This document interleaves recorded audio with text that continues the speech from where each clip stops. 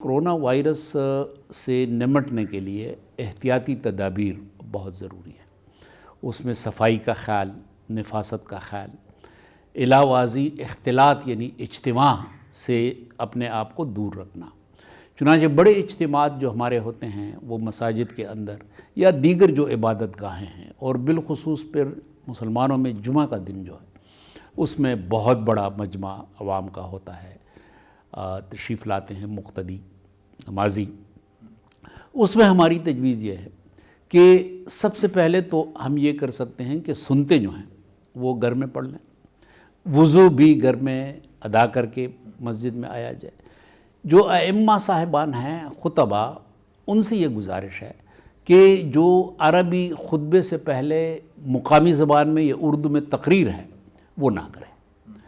خطبہ جو ہے عربی زبان میں بھی وہ بھی مختصر سے مختصر رکھیں، نماز کو بھی مختصر کر دیں۔ پھر عام طور پہ ہمارے ہاں یہ ہاتھ ملانے کا، گلے ملانے کا، مصافحہ، معانقہ، یہ ایک روایت ہے جو کہ ایک مستحب عمل ہے۔ اس میں بھی ہم نے یہ تجویز دی ہے کہ اس سے احتراز کیا جائے کرونا کی اس موجودہ صورتحال میں، اور السلام علیکم کہنے پر اکتفا کیا جائے، یا پھر سینے پر ہاتھ رکھ کر اور احترام اور محبت کا اظہار کیا جائے۔ طاعون کی وبا پھیلی تھی حضرت عمر فاروق رضی اللہ عنہ کے دور میں، اور پھر وہاں پہ ہدایات یہ تھی کہ جہاں پہ وبا ہے یعنی طاعون کی وبا ہے وہاں کوئی اندر نہ جائے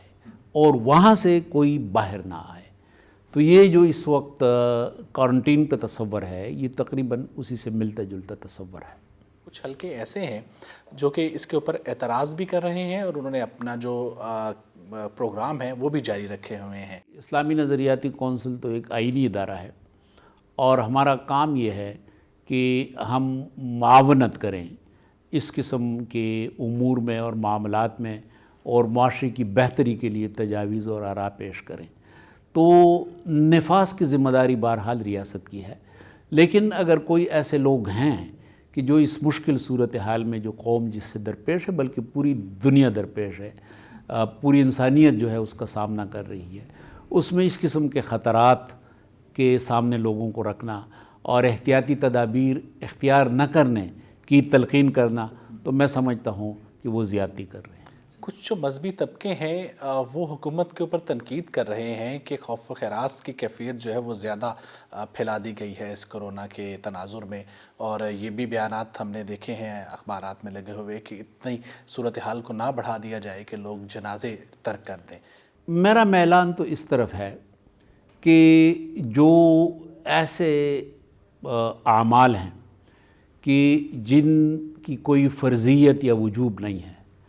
اس میں تو یقیناً اس وقت جو پوری دنیا کے اندر احتیاطی تدابیر ہیں، ہم کوئی دنیا سے الگ نہیں ہیں، ہم کوئی جزیرہ نہیں ہیں، تو ان کے مطابق چلنا چاہیے۔ اب جنازہ جو ہے ظاہر ہے کہ یہ تو فرض کفایہ ہے،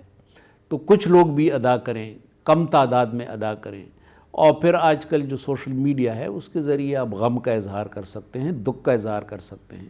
مناسب موقع پہ کر سکتے ہیں۔ میرے خیال میں اب ہمیں اپنے عوام کی، لوگوں کی تربیت بھی کرنی چاہیے، اور ایسے اقدامات نہیں کرنے چاہیے کہ جس کی وجہ سے بعد میں ہم پھر نادم ہوں اور پچھتائیں۔